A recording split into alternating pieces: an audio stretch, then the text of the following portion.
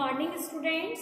BSc part second year unit third and paper third हम पढ़ रहे थे पाइनस के बारे में। ठीक है, हमने पाइनस के अंदर अभी तक रूट स्टेम के बारे में पढ़ चुके हैं, पत्तियों की संरचना हमने पढ़ ली है। ठीक है, कंप्लीट हो चुकी थी हमारी पत्तियों की संरचना भी।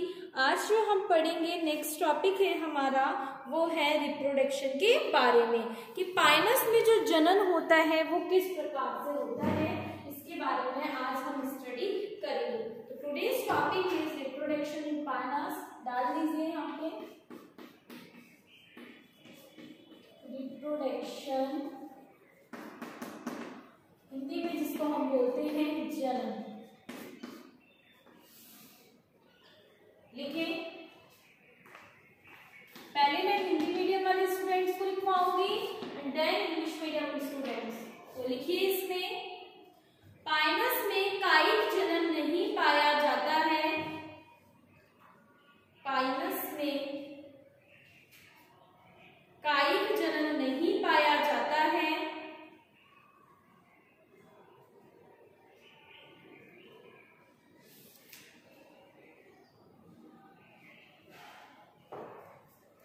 पाइनस में लैंगिक जनन पाया जाता है।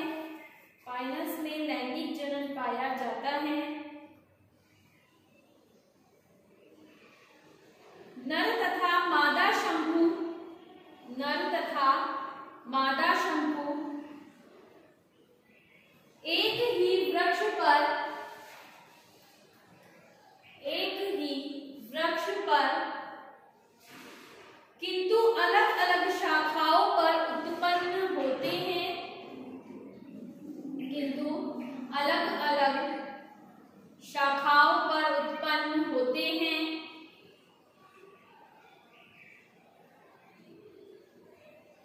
नर शंकु पादप के आधार्य, नर शंकु पादप के आधार्य और मादा शंकु पादप की ऊपरी शाखाओं पर लगते हैं। और मादा शंकु पादप के ऊपरी शाखाओं पर लगते हैं।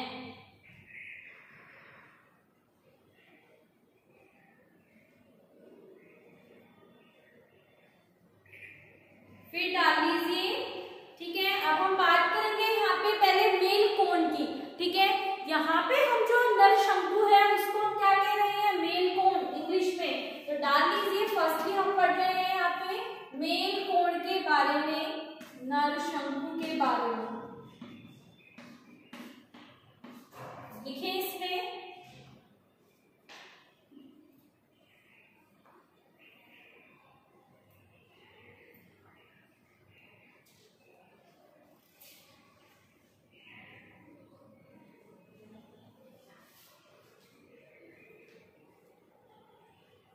लिखिए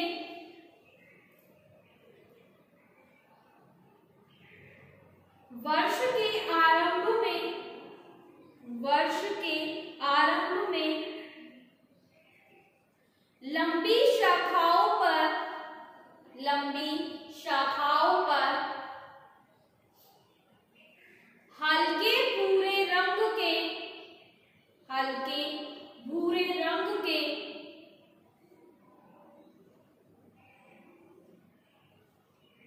शल्क पत्रों की कक्ष में, शल्क पत्रों की कक्ष में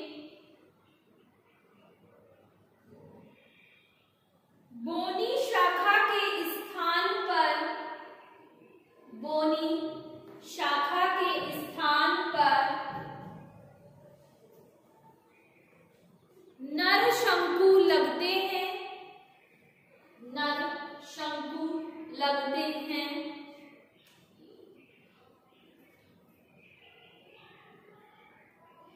प्रत्येक नर शंकु, प्रत्येक नर शंकु कुछ सहपत्रों के द्वारा घिरा रहता है, कुछ सहपत्रों के द्वारा घिरा रहता है। यह अंडाकार और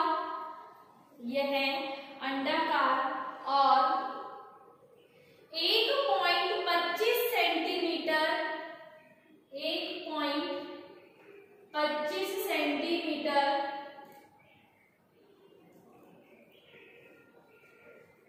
लंबे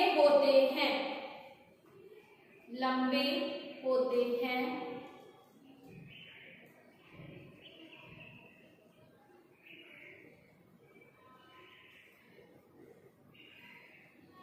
शंकु के केंद्रीय अक्ष में सर्पिल क्रम में 60 से 135 तक लघु बीजाणु पर्ण लगे रहते हैं। 135 तक लघु बीजाणु पर्ण लगे रहते हैं।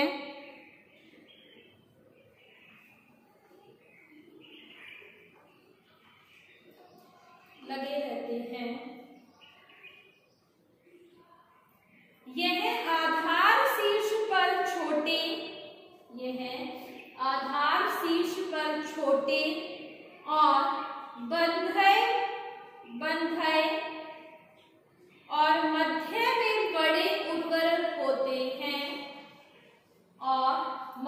में बड़े उर्वर होते हैं, जो 3 भागों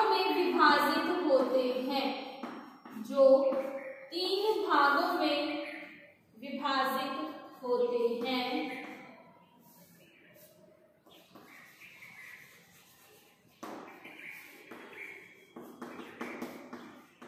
पहला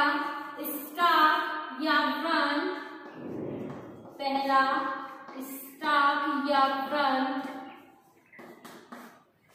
दूसरा मिडिल फर्टाइल पार्ट,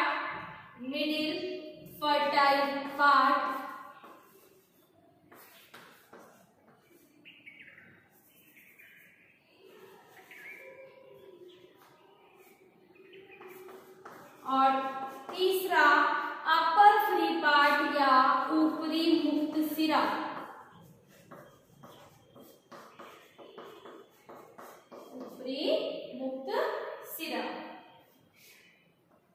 ये 3 पार्टों में मेल कोण क्या होता है, डिवाइड रहता है। जो मेल कोण होता है इसमें क्या होता है, ये सहपत्रों से घिरा हुआ रहता है, चारों ओर से सहपत्रों से घिरा हुआ रहता है।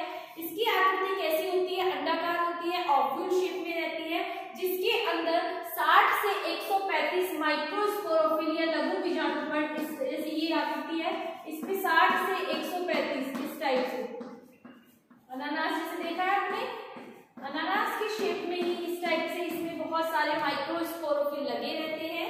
ठीक है, ये माइक्रोस्पोरोफिल्स जो होते हैं 3 भागों में विभाजित होते हैं। पहला व्रंत सिरा होता है, फिर मध्य वाला जो भाग आता है वो मिडिल फर्टाइल पार्ट आता है, फिर सबसे ऊपर वाला कौन सा होता है, मुक्त सिरा होता है। ठीक है, तो व्रंत में लिखिए, इसके द्वारा संवहन के लिए अक्ष से जुड़ा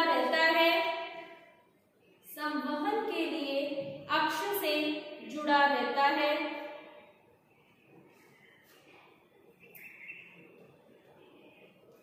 नेक्स्ट मिडिल फर्टाइल पार्ट या मध्य उर्वर भाग, इसमें लिखिए यह तिकोना भाग होता है,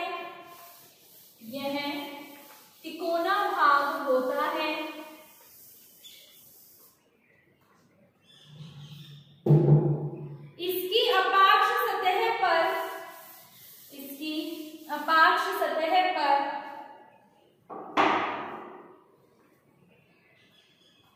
दो लघु बीजाणु धानियां लगी रहती हैं,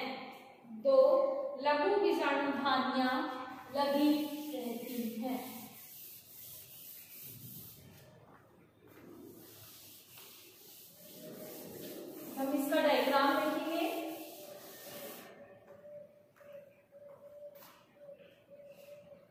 नेक्स्ट लिखे तीसरा ऊपरी मुक्त सिरा।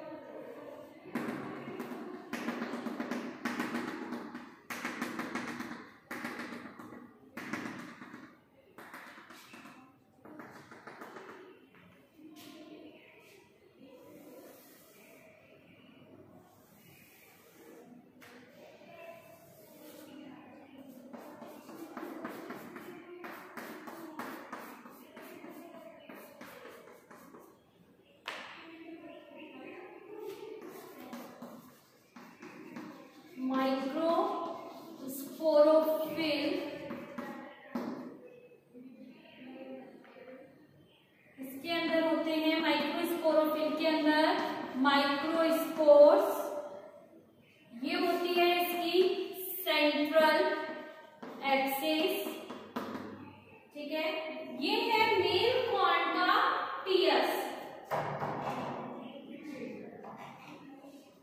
मेल कॉर्न का ट्रांसफर सेक्शन है ये, ठीक है। इसका टीएस है ये होता है व्रण, ये मिड में होती है फर्टाइल पार्ट, ऊपरी सिरा इसका कैसा होता है, फ्रीली होता है, ठीक है। अब इसका एक और बनाती हूँ मैं आपको लघु बीजाणु पर्ण की स्ट्रक्चर।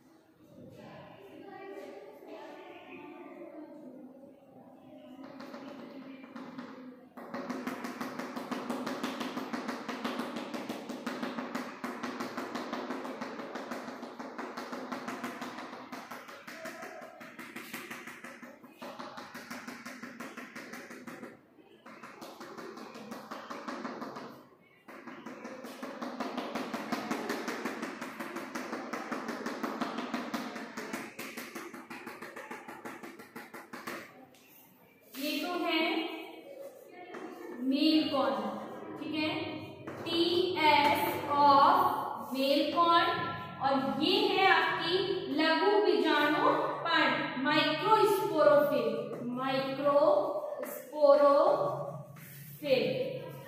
ठीक है। ये व्रण, ये फर्टाइल पार्ट मिड वाला, और ये जो है ऊपरी मुक्त सिरा होता है। इसको बना लीजिए दोनों डायग्राम्स, फिर इसके बाद इंग्लिश मीडियम वाले स्टूडेंट्स को दिखाऊंगी मैं।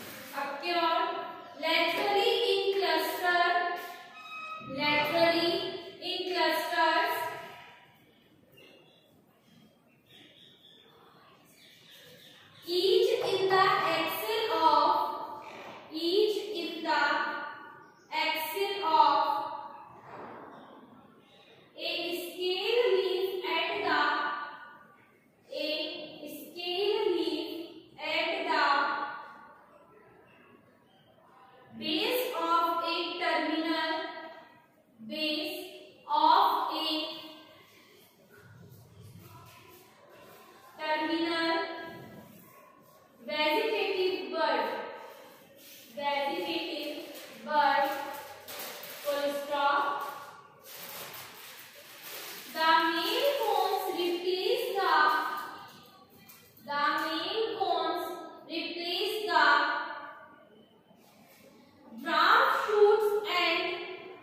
draft shoots and are spirally arranged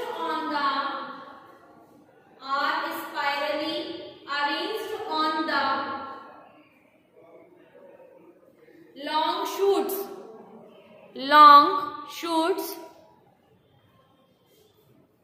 full stop. As the draft shoots are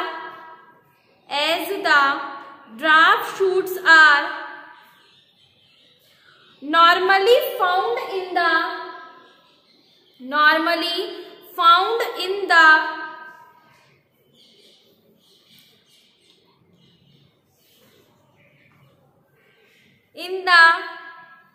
axils of scale leaves, comma, the male cones are considered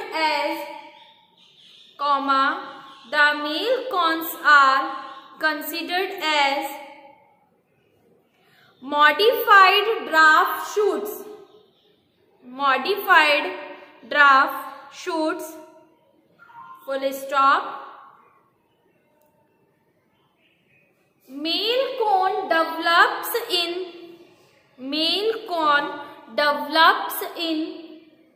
leaves, full stop. The number of cone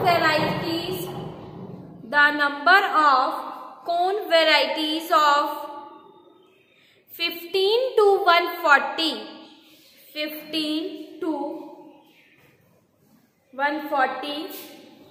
full stop. Each male cone is a small oval structure, shortly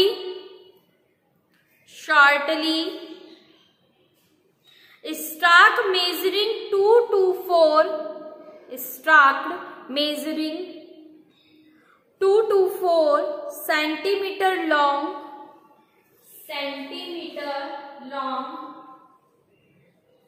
and 5 to 6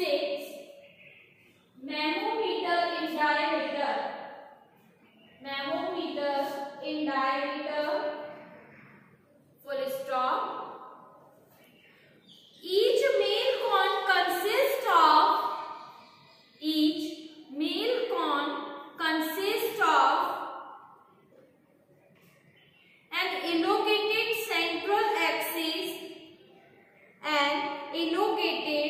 central axis bearing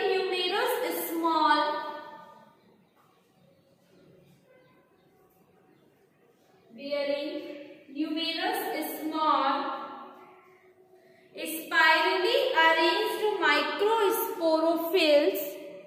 spirally arranged microsporophylls varying in number from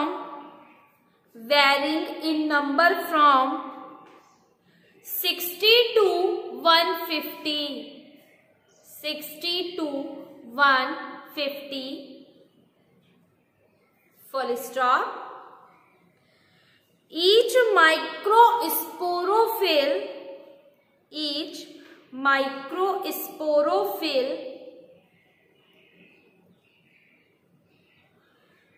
is a membranous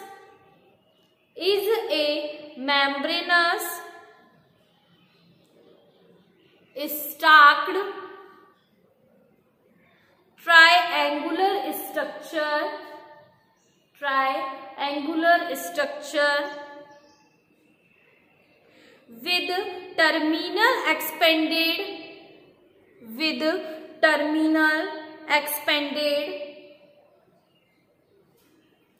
strile part known as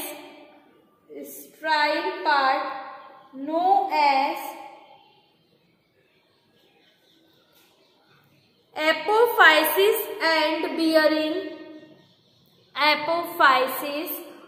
bearing. Two microsporangia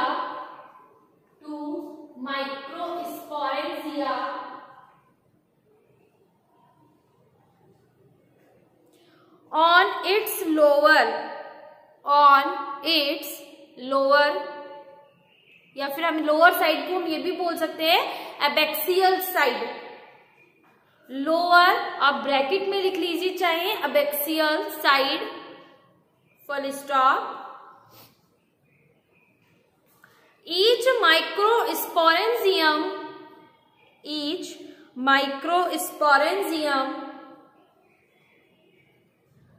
has numerous microspores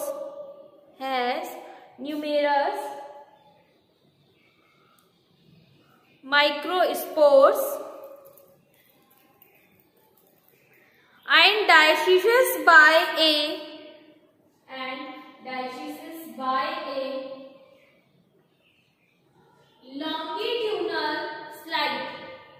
longitudinal slide, full stop. तो ये हो गया आपके male cone के बारे में completely. अब हम नेक्स्ट क्लास के अंदर इसमें डिस्कस करेंगे माइक्रोस्पोरोजेनेसिस के बारे में.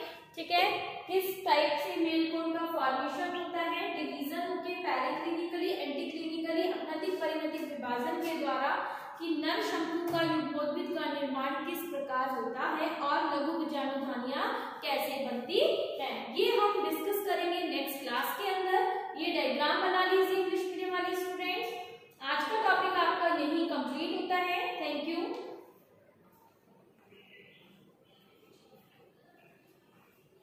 ये डायग्राम बना लीजिए.